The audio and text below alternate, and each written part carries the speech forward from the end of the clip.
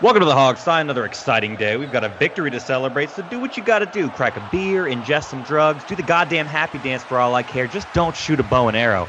I can't tell you how I'm watching the game here in Colorado, but don't worry, Mr. Steiner. I can assure you, the FCC, the FBI, PETA, and the U.S. government that it was entirely kosher and totally above the board. The Hog Side is coming up next. Don't go away.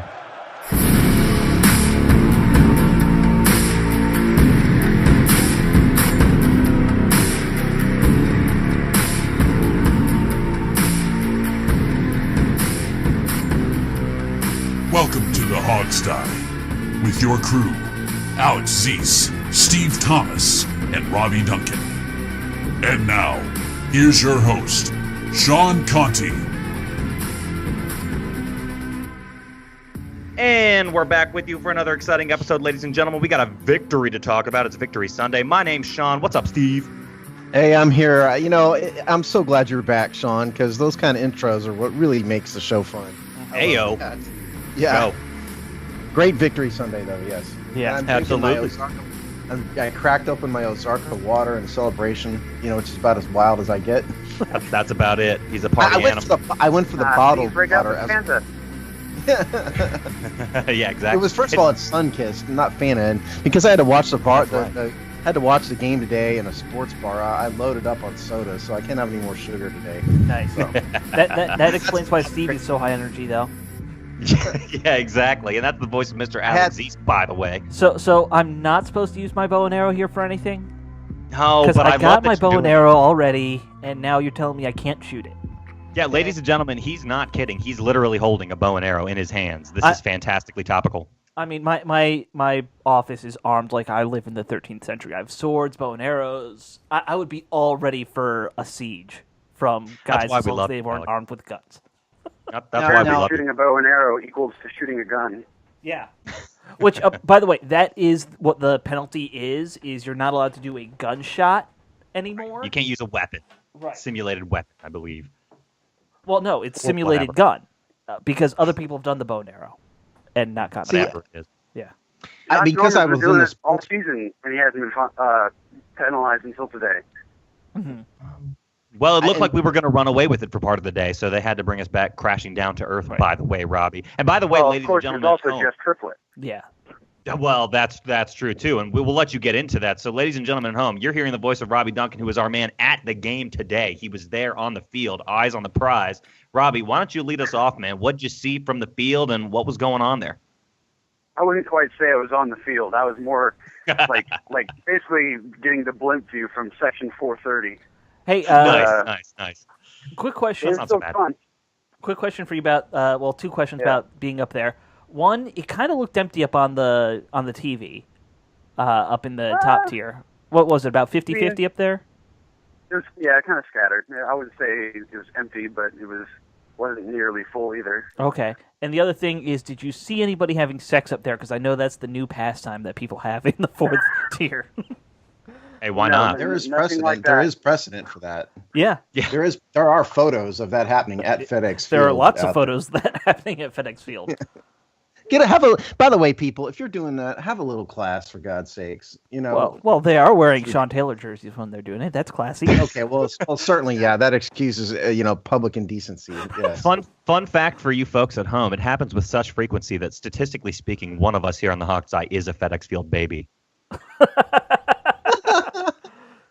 Well, considering you're the only one that's young enough that may be true, Sean, I'm going to point the finger at you. Oh, fuck.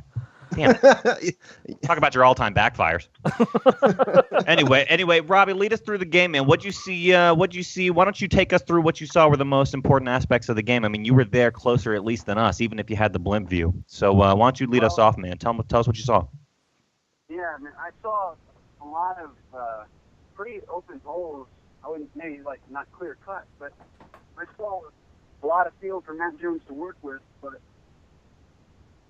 he, I don't know, just was so indecisive and didn't hit it hard enough when he should have. I mean, I'm glad he finally kind of, figured it out in the fourth quarter. But, that would have been nice to see it be the entire game and not, just at the end. So you would put his struggles, and I think we all probably saw his struggles at least early in the game. You would put that mostly on him for the first part of the game, at least. I mean, yeah, a lot I would, but I mean, blocking wasn't perfect either. Ari Kwanjo was struggling with his reach block, going to the left, but he's it's his first start. I wouldn't criticize him too much. He held his own for the most part, but he also had his struggles too, especially with those reach blocks, and the holding calls obviously weren't very good either. Hey, Robbie. Robbie, was the sack on the corner blitz on Kwanjo? It looked like it went right over the guard. No, the corner blitz was on Kirk. I mean, you didn't even see it. Pierre Garçon was even pointing at it, and Kirk didn't see it, and it wasn't picked up like it should have been. Hey, Robbie. That's why we have an alignment on the show. Yeah, exactly. Since you were up there, how bad do those holes in the middle of the line look when the defense was, or when our defense was on the field and it was getting run up the gut? They were huge. I mean, we were getting no penetration up front from our D line, and just holes were all over the place for the Browns. Crowell had a lot of room to work with. Mm. I mean, I just know I've been up there, and you get that bird's eye view, and you see those holes, and they look like they're about 7-8 feet wide, which you don't see when you're watching on TV how bad they are. Is that kind of what you were seeing, that kind of thing? Yeah, exactly. From up there, it looks a lot bigger than maybe it is, but I mean, from up there, it looked like the Browns' offensive line was just really blocking very well, and our D line just couldn't get off block. Sure. And I wanted to ask, I know we're jumping around a little bit, folks at home, and we'll break it down in a much more organized manner once Robbie jumps off. But while we got him here, I got to ask, speaking of the holes and the size of them and how it looked for you versus for us, how bad was Josh Norman really getting beat for the first half of this game? I mean, it looked pretty bad. It looked like there was a lot of separation with Pryor. I mean, was it as bad for you in person as it was for us? Yeah, it didn't look like, I don't know. I mean, he wasn't getting worked, but it didn't look good from up here where I was either. I think he just, I don't know. I think he was trying to figure him out too much instead of just playing. And then when the second half started, he had more of an idea, what works against him, how to cover him, and then, obviously he played a lot better than the first half. Right. Right, exactly. Anything that you can attribute that to? I mean, it seemed like a miraculous turnaround. I mean, suddenly he was getting interceptions, he was shooting bow and arrows on the field. I mean, what happened? Well, yeah, Josh Norman's a very smart player. I mean, he, like you would hope for, made adjustments and just figured out what works against Terrell Pryor. I mean, Terrell Pryor's an athletic freak. He's 6'5", 230 pounds, and runs really fast, but he's still figuring out the wide receiver position. So, just once Josh Norman kind of got a feel for him, he was able to, be more like the Josh Norman we paid him to be. Right. Yeah. Exactly. I got to imagine it's tough covering a 6'5" wide receiver no matter who it is. Yeah, let's be real. Absolutely. I mean, I'm a normal height guy, and anytime you're around someone that big, you know how it feels. Well, listen, I mean, having done that in a game, at certainly nowhere near that level. Sure. But I have done that, and it's almost impossible. Mm-hmm. I mean, unless you're hyper athletic yourself, which I'm not, the quarterback, if he's a good quarterback, just throws the ball over your head every time. Right. Almost every time, and it's almost impossible to cover it when you're not, an ultra talented guy like Josh Norman who can figure out what to do. And what did we kind of see Josh Norman do? I mean, I kind of saw him getting a little more physical. I think that was really the key. That's it. I think it was. That's what it looked like to me. Yeah. Totally. Well, Robbie, can you tell us anything about Kirk's performance himself? He seemed like he had an up and down game as well. And again, folks, I know we're jumping around. We'll break it down much more organized once Robbie hops off. But Robbie, what did you see there? I wasn't really that upset with Kirk until that one possession where he took the bonehead sack where he should have just thrown the football away. And then that whole possession was a shit show, really. That was three really bad plays in a row by him. If you go and look at it, those might be the three worst plays he's had all season. Yeah, I was yelling my head off after that sack. I mean, I was just like, "What are you doing? Just throw the ball away." And that he waited too long to make something happen or wait for something to open up. Just throw it away. And then he did the same thing on the next play, and then luckily he threw it away. But then it was, wow, great, he threw it away on second and forever, you know. But, one thing that they were pointing out, at least. Oh, I'm sorry, not to interrupt. But one thing they were pointing out, at least on TV, I don't know how it looked on, like on the being in the stadium, but it looked like he was I mean, he wasn't locking into receivers, which has constantly been a problem with his. It looked like he was kind of waiting for things to develop and kind of lucking out with Jordan Reed being available at the end of a play. Is that kind of how it seemed to you, or did it seem like he was the same old Kirk? I mean, he showed some good Kirk, taking shots deep to Deshaun that got the penalties, and then he had that really bad interception. He threw it into triple coverage, and he stared down that receiver the entire time. I could see it from up there. It's just a really poor throw that he paid a big price for it. Anytime your offense scores 31 points, you did something pretty good, but you can go back and look at it and see that it wasn't great. There's a lot of points left out there that could have been taken advantage of. Sure. Well, Robbie, before we let you go, what else can you tell us about being there at the game today? I mean, what else did you see? This is a pretty valuable resource, having you actually be eyes on the prize, like I said. Just that I can say that Redskins fans at the game were just as brutal as Redskins Twitter is about the defense. Everybody nice off the defense. They really want something done about it, but they're not going to fire Joe Barry in the season unless things derail and we're losing all these games. Yeah, Joe Barry, we're stuck with Joe Barry for the year. God damn it. Yeah. All right, Robbie, last question. How much money did you spend on food at the stadium? Good question, yeah. I got myself a bratwurst and a pretzel, and I got my girl a pizza, and then just a couple of drinks, and that was it. Nice. So $750. Yeah, exactly. Nice. Well, are you stuck now in the exit line getting out of the field? What? Are you stuck now in a line of traffic? Yeah, I'm stuck in traffic right now. Yeah. Oh, the things we do for you folks at home, ladies and gentlemen. Thank you, Robbie, for being our man on the field today, dude. You're the man. All right, Robbie, drive home safe. By the way, your girl has great taste. She had a great hat for the game. I like the throwback. So. Nice. Yeah. All right. Awesome. All right. Well, sweet. Dude.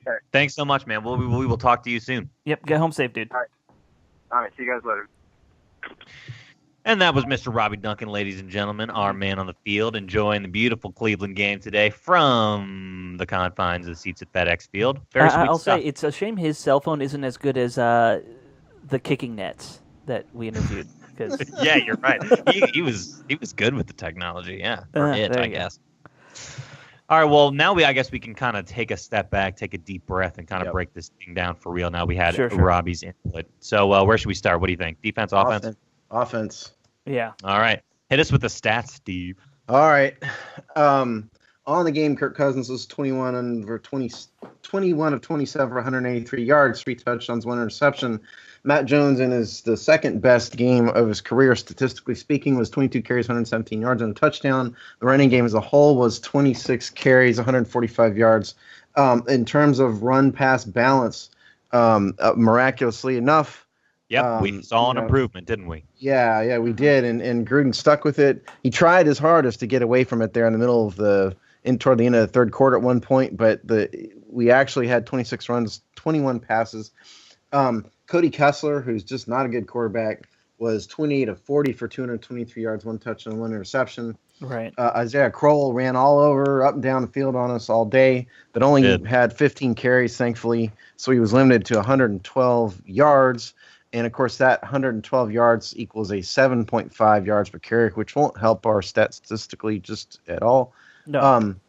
Terrell Pryor did all of his damage in the first half, 5 carries, 46 yards. 5 catches, you mean? I'm sorry, 5 catches, 146 yards. And he had the one carry on the Wildcat there in the beginning of the game. That was a negative 6-yard loss. Great job by Preston Smith on that play. Just keeping containment. Pryor kind of went backwards to try and go forwards, and Smith had none of it. Well, I think the Redskins were probably ready for the Wildcat, in this game because they did it a lot last week. I mean, they were ready for nothing else in the running game, but they were ready for the Wildcat. Yeah, but if we stick to offense, I thought Kirk Cousins was okay. He wasn't great. I only counted 3 bad throws today, but I didn't think Kirk was especially sharp necessarily. And that sequence that Robbie was talking about was truly awful. It was a very Griffin-esque maneuver there when he held the ball and went on the rollout to the right and just wouldn't throw it. Kept rolling. Had a guy open for a dump off, but didn't want to throw it for some reason. Kept rolling and then got hit. Yeah.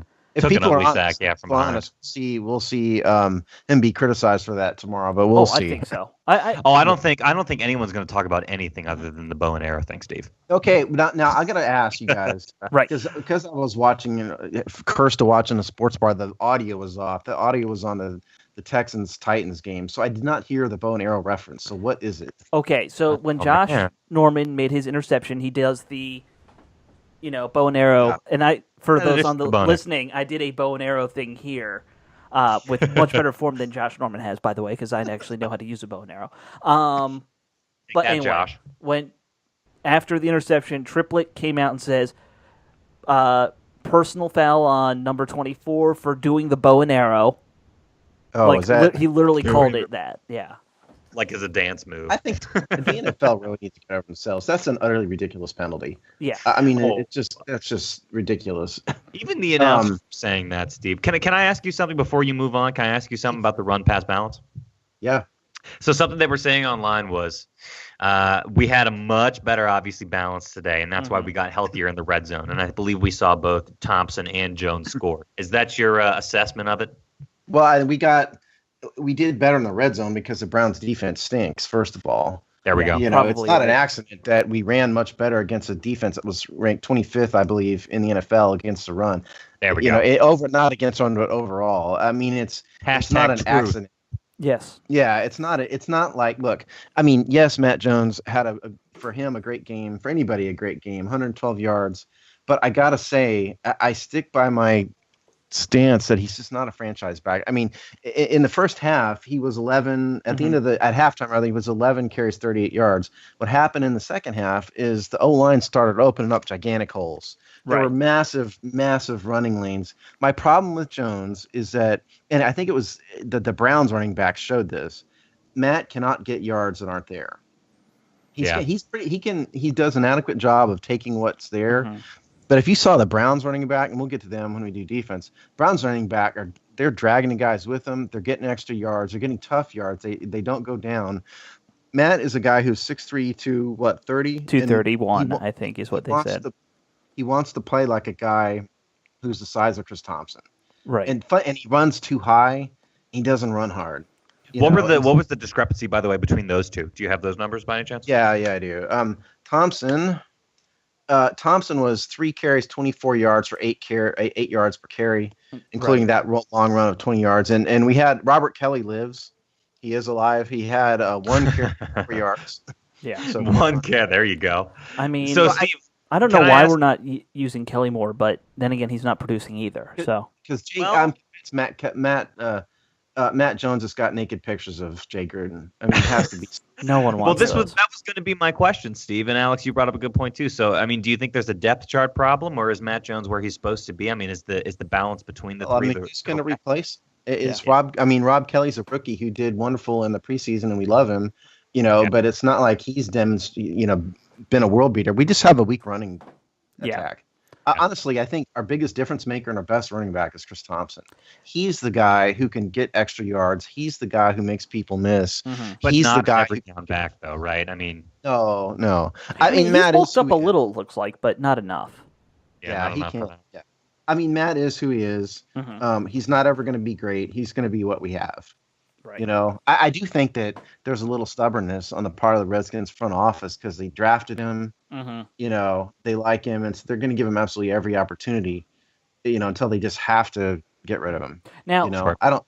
Yeah. I know, Steve, you're captain of the I Hate Matt Jones party, but this captain, I don't think he's very good party. okay, fine. It's the I don't think That's he's a good much part. tamer But party. will you at least say, because I feel like I at least see some improvement this year. He's not good by any means, but he's better than he was last year. Well, what he's better at, for the most part, and guys online and on the broadcast showed how he's carrying the ball better in such a way that he can eliminate the fumbles. Yeah, which is You know, big. that was never- That's important. Yeah, but I was never worried about the fumbles because, I mean, a lot of running backs have that problem and it's Mhm. rookie and they cure the problem.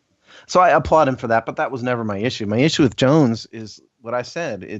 He runs too upright. Right. He doesn't want to use his size to his advantage. He wants to run like a guy who is Barry Sanders and makes people miss, and that's not his strength. His strength, when you're 230 pounds, run over people, and he just cannot do that. Well, then Cannot I do think it. he doesn't know which way to cut. It seems like when he gets in a situation where his guy is blocking somebody in front of him, he doesn't just cut inside or outside without thinking about it for a second.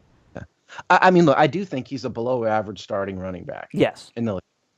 Yeah. I don't think he's I a would agree worst that out he'd be a there. decent backup, but not a Yeah. good starter. Yeah, I mean, he's not the worst guy out there in the world. He's just not. He's not a. If you look at sort of like minus, average, and plus, he's kind of barely a minus. He's sort of a low minus. Mhm. He's almost kind of average, but he's not an asset. Do you think people are going to listen to this episode and be like, "What the fuck? Did we win or lose? Like, are we like being too I kind down?" of got that after vibe a- watching the whole game. I mean, I know. No, I know. I agree. This game was like a battle of who can make the last mistake. right. Nicely That's what put. happened. Because honestly, I mean, take away the 2 fumbles, hmm especially, and the Browns might win this game. Because Yeah. remember, the Browns were driving in Redskins territory on the second. I believe it was Duke Johnson had the second fumble on about the 15-yard line. And on the yeah, second- that sounds right. Yeah, and on the first fumble, I mean, they were driving on that play too. Yeah. The Browns have talent in some areas, but they made more mistakes. Mhm. Yeah, So they did. And to put it in a positive spin, the Redskins made fewer mistakes than did the Browns, and that's ultimately why we won. Yeah, though Right. we almost gave it up. We were threatening 21-0. We tried. and somehow We Yeah. tried desperately to give it up. Exactly. Agreed. Now let me just say this. I know none of us are thrilled with, they didn't get any style points. 31 points again, which is 2 That's points something. more. Our offense has at least been functional this whole time. It's not been great, but they've been moving the ball. They've been scoring pretty well. I don't know what the league average is this year, but 31 is probably above average still. Yeah. And let's talk about that too. Because By the the way, average is usually like 25 a game in Yeah, that see, that's- range. We told you pretty guys good. in the preview the Redskins were going to score points. Right. I mean, it was obvious that the Browns' defense wasn't very good and hadn't stopped a lot of people. This was a game that the Redskins should have won. hmm Yeah. And they should have moved the ball against the Browns, and they did. Yeah. In Well, the I mean- second half. That's a great point, and let's talk about that because we got to talk about defense too. But I mean, Jordan Reed, dude. Jordan Reed Oh. had a great game Oh, yeah. today. Did I give his stats? I don't- not yet. I don't Okay, think so. Jordan Reed, 9 catches, 73 yards, 2 touchdowns, along with 26. hmm Pierre Garçon is still on the team. He has 4 receptions, 39 yards. Bonjour, Pierre. Yeah. James Crowder had 2 carries. Matt Jones had 2 catches. There was a Vernon Davis sighting, 1 catch, Ayo. 8 yards. Deshaun Jackson, 1 catch, 5 yards. And of Doing course, he nothing had for the- me in fantasy football this week. He had the Thanks, one Sean. deep ball. He had the one deep ball that was He had 2. 2, Yeah. deep balls that went incomplete. But he got he managed to get penalty on at least one of those. Both. So that was good. He actually Yeah. they got penalized on both. I think that was another 60-something yards Yeah. that he would have gotten. Right. Yeah, that was right. It was the doesn't help pass. your fantasy team, but it helps your reality team. Right, and listen, I've always said I will take a Redskins win over my fantasy football team winning their championship any day. Like, I the hope so. Redskins You're could a be good the worst person. team in the league, and I'll be happier about that than fantasy football. That's how I keep things in perspective. There you go. We got to do what we got to do. On offense, I just think that eventually the Redskins' offensive line wore down a mediocre Browns defensive line. Right. Yeah. And the reason is, they started running the ball more. hmm And eventually when you do that, you're going to wear down bad defenses, and that's what happened. Well, Yeah. and I think that we've seen that 2 games in a row now, and I think maybe, hopefully, Gruden and McVay are realizing we have to, run the ball in the third and fourth quarter because that's when teams are tired enough that Matt Jones can be effective. Well, let's see if we do that next week against Terrell Suggs. Yeah. And then we'll really see if he needs it. Yeah, I mean, Well, that's the big test, obviously, is next week. Yeah. But, Yeah. I'm hoping. Yeah, aren't we all? Well, before we move on, I mean, we got to talk about defense, but before we move on, the three of us haven't yet discussed Kirk Cousins' game specifically yet. Should we talk about that? I mean, Robbie gave us a little bit of info, but what'd you guys see? Go ahead, I Alex. saw a hot guy for that first, 2 drives plus. Rare. And then that interception shook him, obviously. I mean, it was like after the interception, he seemed a little different out there, a little more tentative. Well, first of all, I think we got to carve out Alex's quote there and use it in some other context. I saw a hot Alex, guy out. Fair enough. of course, Alex is our editor, so it'll never happen. So Yeah, well, no one else is bothering to learn how to edit in a year true. plus. Yeah, I mean, that's kind of what I got away from it. He was for hot, me- then he wasn't, and then he kind of gained his mojo back right at the very end when we needed it. Absolutely, I agree. It was like an up and down game. Mm-hmm. You saw both sides of the dude. And I think what Robbie was saying, too, was he had times where he locked in on guys and times where he went to, he waited. Mm-hmm. He waited. He went through his first read. He went through his second read. And then finally, Jordan Reed was open at the very end. He dumped it off. There were a couple times where he did both.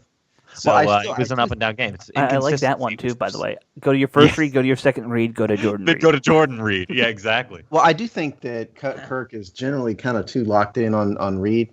Reed was just a mismatch today. And if I pointed this out on Twitter, on the Hogsty account. But if you notice, both of Reed's touchdowns were when he was lined up at the split end on the right side, which is the X position on a corner, and he just burnt that corner both times. Yeah. The corner literally couldn't keep up with him on the second touchdown was like a short post route. And the other one was, I believe, a dig route. I can't remember. But anyway, I mean, he burnt that corner, the DBs both times. Mm-hmm. Jordan Reed lining up as a wide receiver, DB can't cover him. That's a mismatch. Right. And when it works, this is what happens in our offense. When they lock down on Jordan Reed, I think Kirk is too reliant on him sometimes. And that's when things get bogged down, and he tries to force it. Yeah, I think you're right. I mean, I think on that interception, if you go back and watch it, that was Crowder he was trying to hit, I think. I believe so, yeah. But in that one, he locked on him the whole way. He didn't notice the corners all around him. The guy was triple covered. You threw it too early because Crowder's route wasn't past any of the 3 guys covering him yet. Well, the idea was he's trying to throw him open, but the real problem was that he just didn't see the cornerback that was going to undercut the route. Right. The corner saw Kirk lock in on the route and jumped it. That's what happened. I don't think he threw the ball too early necessarily because you have to anticipate as a pro quarterback. I just think that Kirk made a bad decision and a bad play. If the corner's locking into you that clearly, you need to also be – I mean, the quarterback should be that aware of the corners as well. If he's making it that obvious, I mean, I don't know. It just seems to be a consistent problem. Before we move to defense, can I just ask you guys this? The season's a quarter of the way over. What's the status of Kirk Cousins on his team through 25% of the season? Well, he's been good and bad. Mm-hmm. I said this, 2 weeks ago? I think we kind of know what Kirk is. I mean, Kirk's now, you got to give him a contract next year. Yes or no? I wouldn't give him a big contract. I'd give him a contract. I wouldn't pay him top 5, and if that's what his agent is shooting for, I'd let him walk. I would try to sign him, but it's got to be a deal that's favorable to the team, and I think it's got to be a deal that doesn't lock the Redskins in for more than 2 years in terms of dead cap number. And that was apparently what the hang-up was over the offseason. I don't think he's an elite quarterback, and I don't think he's a top 5 quarterback. And if that's the way he wants to get paid, I just don't think he's worth it. I'm with so you. Far, at least through 25%. Exactly. Right. Exactly. I would actually say you're right. I mean, you remember how I was kind of joking around in the first 2 games saying Cousins is now worth this much, and I think I got down to $10 million after 2 games.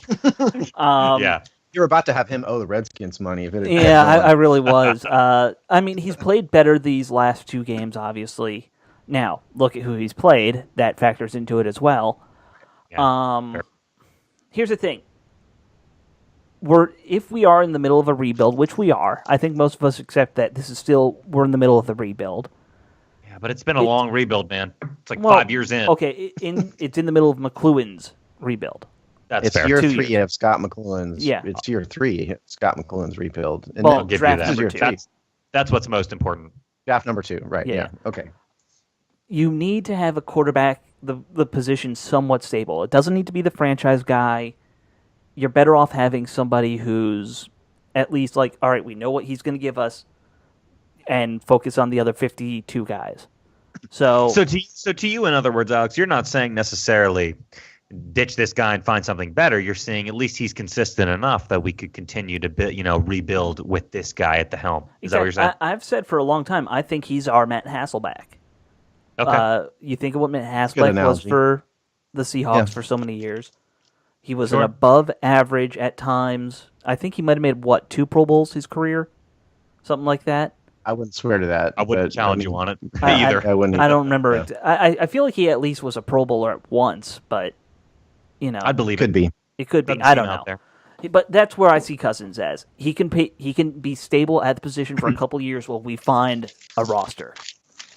Well, let me say this. I mean, our friend Kean Fahey, who was on the show over the summer, we Was brought on him on because he did a big breakdown of Kirk, and he takes just a ration of crap from Redskins fans. A lot of Redskins fans out there hate him because he picked on Kirk. But he made a bunch of good points. When he showed that Kirk has a lot of inaccurate throws in which the wide receivers bail him out. And that happened today. One of the bad throws I counted for Kirk was a throw that was to Jordan Reed that Reed made a great catch on, for example. He's not consistently accurate. Here's my thing. I think Kirk is not consistently accurate, and he can't drive the ball at an elite level. He sees the field pretty well for a guy who's sort of still young, kind of, and he fits Jay Gruden's offense really well, and then he can make the quick, short throws, which is what Jay's version of the West Coast offense is. But he's not an elite quarterback in that he can really drive the ball down the field accurately and consistently. And he makes boneheaded mistakes sometimes, and he's not that accurate. Like I mentioned this play a few weeks ago, the first week of the season when Green Bay had that Sunday night game against Minnesota. And at one point, Rodgers was scrambled. He's on about his own 45-yard line or so. He scrambles to the right. He makes his throw off his back foot into the end zone, drove the ball in a way that Kirk can't do it. And he was on the run off his back foot. And so I think that's Kirk in a nutshell. He fits this offense pretty well, and we can work with him. But he's not a great quarterback. Yeah, and I don't know, guys. I would just piggybacking off of that. I don't know how many Redskins fans at this point would really disagree with that. I think most people kind of feel like they're at that point. Everybody knows he was the right call. I think now comparing him to Griffin, who, by the way, at least 75 shots to him on the sideline today, and 57 references to his fractured shoulder. Right. But yeah, I think everybody now would agree that this was the right choice to make. But yeah, I think most people are kind of where Steve's at, which is, yeah, he's going to function. He's going to function for now, but he ain't going to take it anywhere. By the way, I noticed that Robert Griffin had his hair up in a Jon Snow style man bun today. Yeah. He certainly did. Yeah.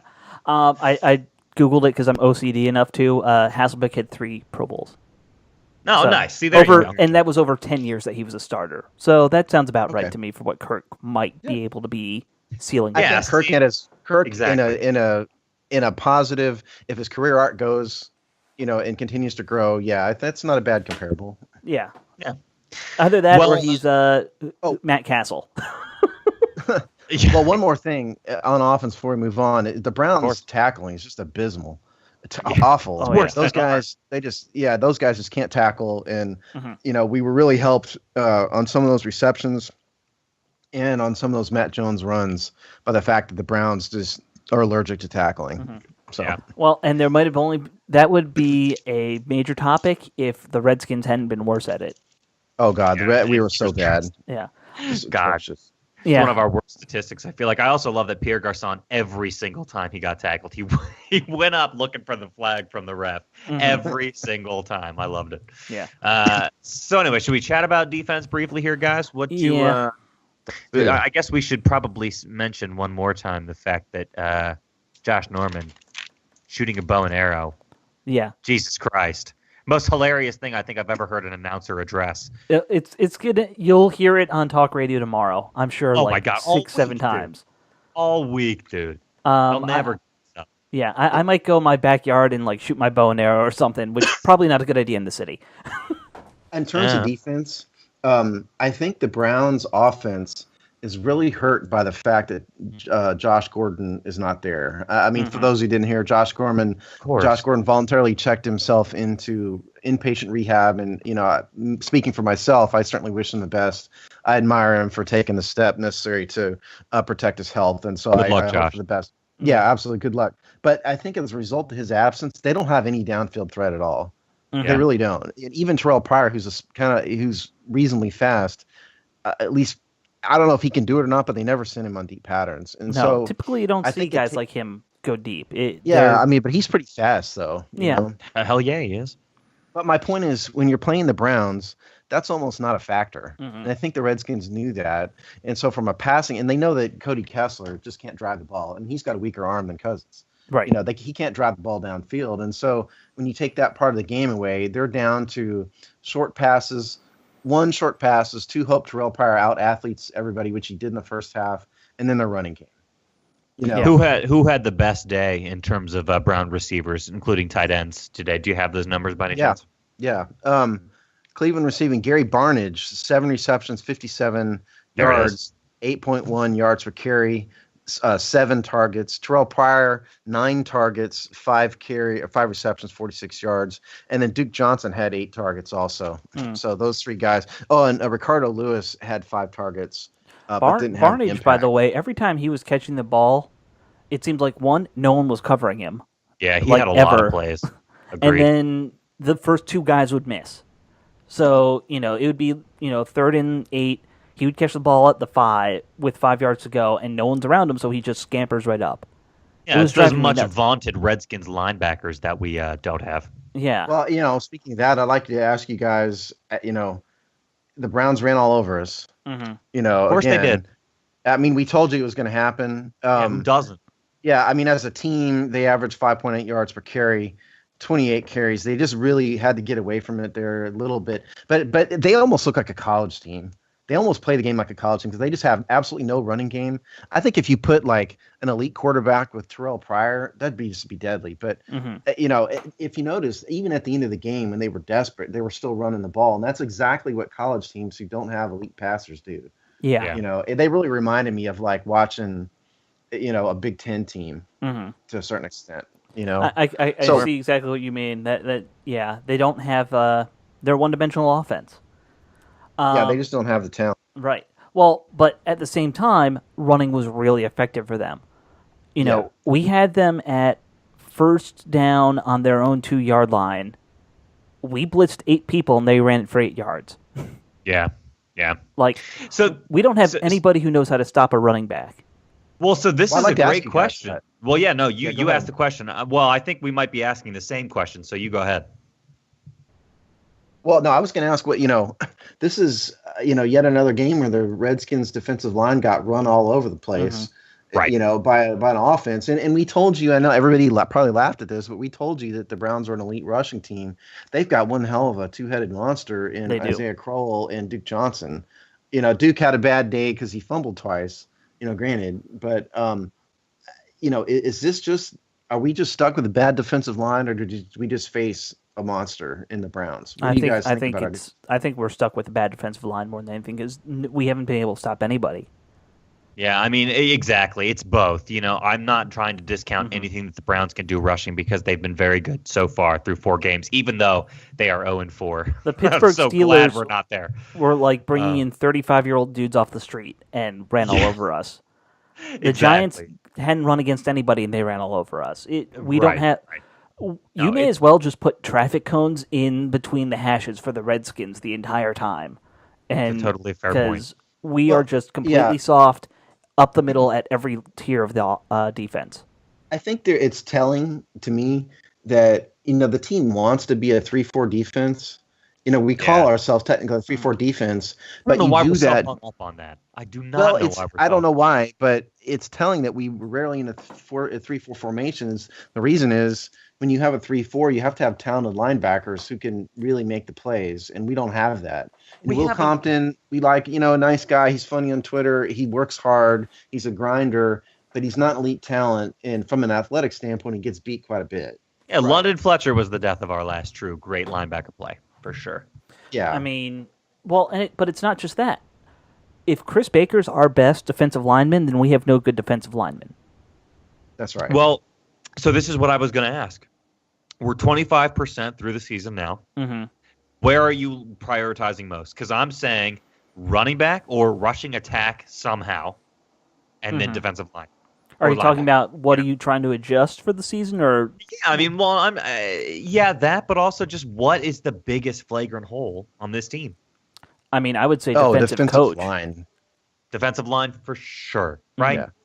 Well, Barry's not a great defensive coordinator, and I think at some point you just got to own the stats. When the stats stink, they stink, and there's this, but all the same, if I was going to defend Joe Barry, which I really am not, I would say that there's so little talent in the front seven compared to other teams, that there's not a lot for him to work with. You can't get overly creative when you don't have the talent to be creative. Well, how about this? Why don't we stop going 6 men in the box all the time?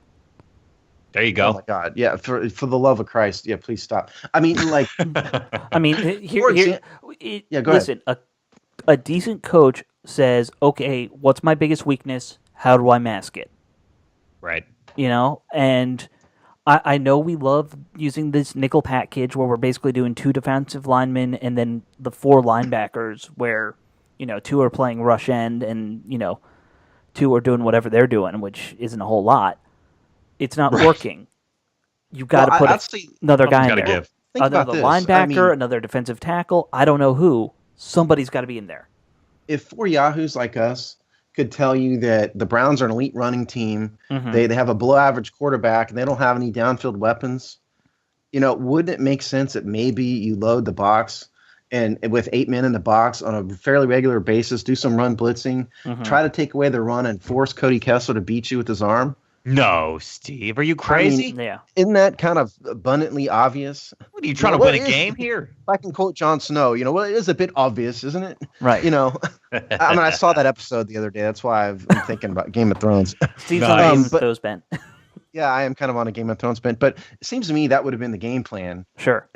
Take over force the backup rookie quarterback to beat you, and we didn't do that. We played our average defense.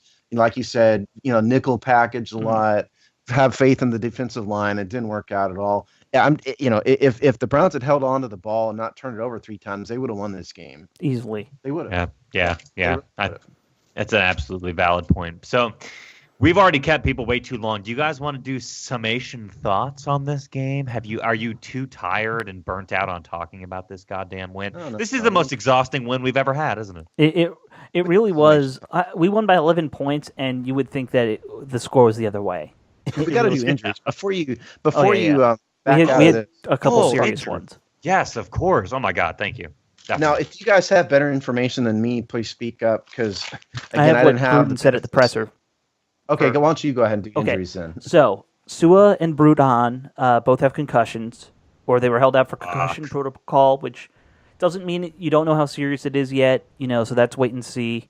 Kerrigan concussions, man. The precedent on that is they're not coming back for. It does mean they're not going to practice for a couple days at minimum. Right. They have to get cleared by a doctor. Yeah. It's a little more complicated than it was, which is good because it's the right way to handle it. But it's also concerning as a fan. Kerrigan has an elbow sprain and is getting an MRI. Some other injuries. #fuck. Yeah. Sorry. Some other injuries to note. Trent Williams was apparently hobbling when he last came off the field. But I've known that Trent for years. Yeah. Hasn't Trent hobbled every day for past 5 I'm pretty seasons? sure he has. So I'm pretty sure that's just how he walks, Alex. Relax. And Gruden didn't note him in the post game, so that leads me to believe it's just Trent being Trent. Just being yeah. Trent, man. What do you say about Compton? Because Compton got banged up today. Compton was back in the game in the last series after having to come out twice, I think. 2 times, yeah. Yeah, he got badly hurt twice and still came in.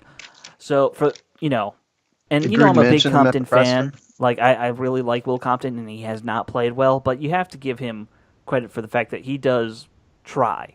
Oh, my God, yes. Absolutely. Any day of the week. He's an effort grinder guy. But did Gruden mention him at the presser? No, he didn't mention. He just mentioned the big 3, which was Cravens, Bruton, and Kerrigan. I'll tell you what. I mean, if Sua Cravens has to sit out, for a game or 2, yeah, I think that's really bad news. Same with Kerrigan. I mean, Kerrigan hasn't been great, but he's better than most of what we got out there. I think Trent Murphy he's been better at a pass rush than Kerrigan has this year. We need to take some real time next show and just talk about what has changed to make Trent Murphy good. Because he's been really good all 4 games. That's actually a really good observation. Most people probably aren't talking about on Robert Duncan and doing a video breakdown of Trent Murphy. Oh, you mean Mr. Bobby Duncan? I know Bobby Duncan. He's a good dude. Yeah, nice guy. Yeah, he's a totally class act. Yeah. All right. Well, do we want to do we do our closing thoughts? Do we have anything else we want to add on here? Thoughts. Okay. Closing thoughts. Anyone? Joe Barry, you stink. I got a great photo from the video from the game where he's just like making this I don't know what's going on face, and I think that's just going to be Joe Barry's picture for all time. Perfect. Yeah, I mean, I'm not far off from you, man. I think my closing thoughts on it are this: a victory, but a tiring victory. Certainly not one that builds a lot of confidence. I feel like through 25% of this season, our work's cut out for us. We know where our deficiencies are. They're pretty goddamn clear. They're in our face.